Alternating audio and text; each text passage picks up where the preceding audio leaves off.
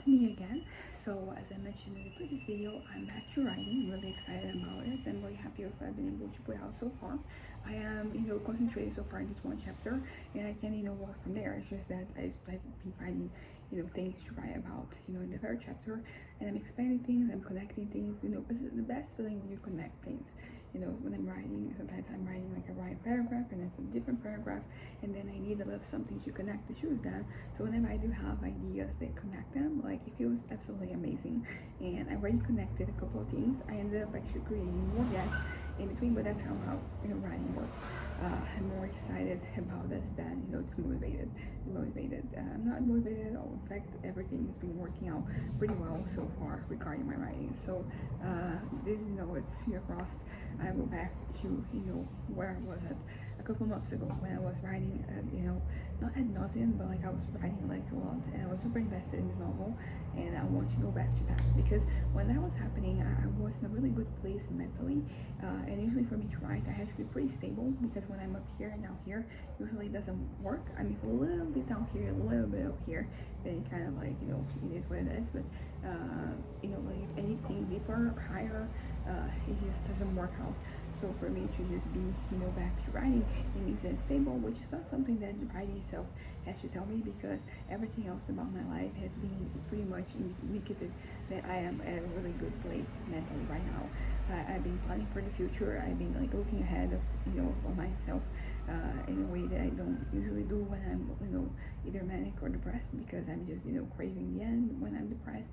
And then manic, I'm just, in the moment. And generally speaking, I'm also like in the moment, it's just that I have there's some like interesting things about what is to come, and I'm kind of like planning.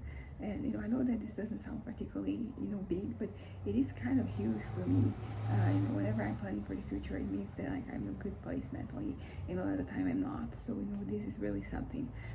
But yeah, but what I wanted to talk about right now, it has to do with my fantasies. I wanted to do a little assessment of where I am at and pretty much what they mean. I'm not going to go in details about what they are because I'm still a little I guess like I don't know if embarrassed is the word, but like they're very out there, they're very megalomaniac, so they're very excessive, and I don't know, like I don't know why do I care.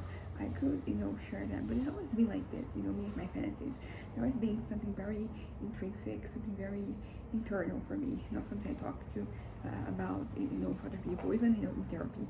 I don't usually say the word unless it is happening years after it's over. So for example, the fantasy I had from 11 to 21, I so that 21 it was like 2019 is when things they changed, and I was and I kind of like wanted, and I started to just move away from the fantasy I had there, those plans, those ideas, those dreams, whatever you want to call them.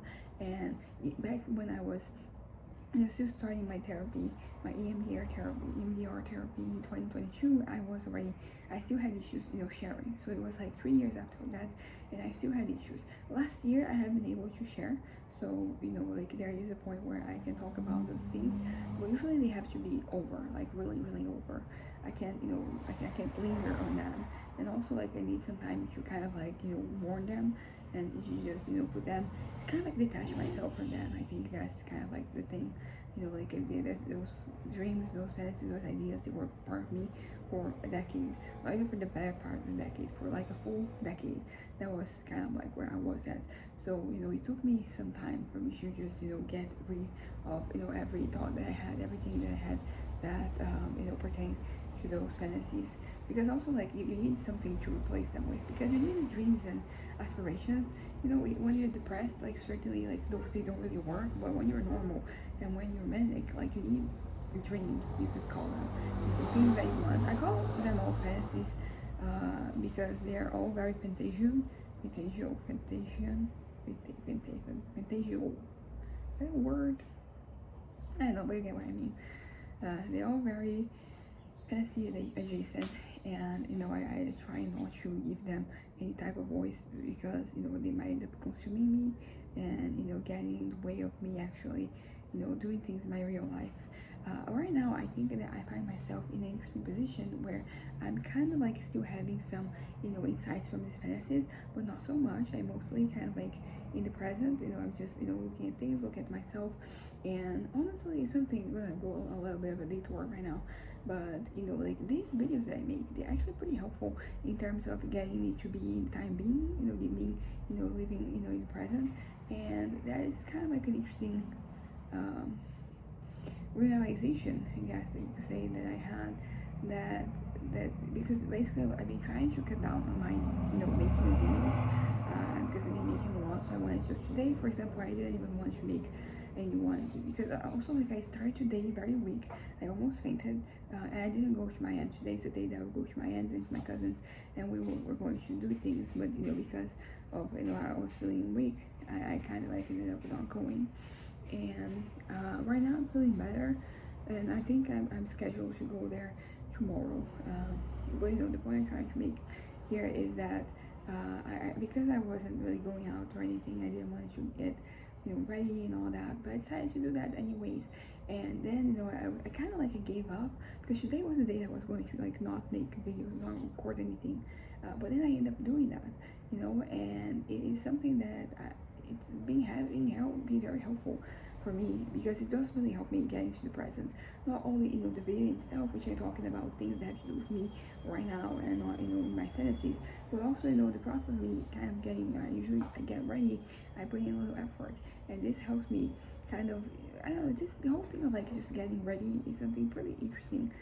In that it gets me kind of like grounded, like the whole process of it, because I have to just look at my wardrobe and what I have, and then I'm pretty much present, in the now, and I get excited about it, about making little combinations of makeup and hair and like my accessories, and it's just really good for me to just be grounded.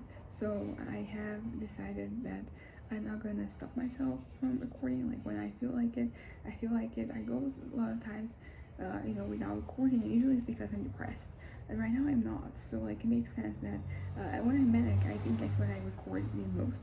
But I think I'm not.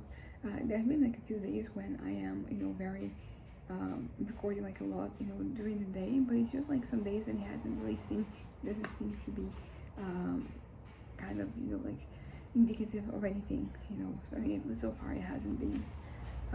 But yeah, but regarding my fantasies, I wanted to, as I said, dissect them, and I wanted to talk about some of like the things that I have observed from them and why they are the way that they are. And it's interesting because the whole Enneagram thing that I've been reading lately, it really is the easy way for me to just put things into perspective. Because with everything I've read, all like the little discoveries I made, not discoveries necessarily, but connections I made, I'm able to look at the fantasies and be like, okay, I see what I'm going for right now. I see what I'm looking for here. So basically, as I said, there's usually like a main fantasy that I have, and then there's like adjacent fantasies. They're basically things that happen. They somehow find one way or another to be connected with it. And it is interesting because they usually start with something. And the one that I have right now is one that I've been having for now well over a year, where I still like I have been able to move away from it, but then I go back to it, and I move away and I go back. So it is, but right now at least like it is closer to reality, in that because before it was happening in a way that it was really changing the past, and like it didn't really change the past. So like it was full on fantasy, because there's ways that it is right now. You could argue that there is a certain element of planning there, because it has something to do with the future. The present is as it is. It's just that what changes is what happens next. So there is an element of possibility that the previous fantasies they didn't really have.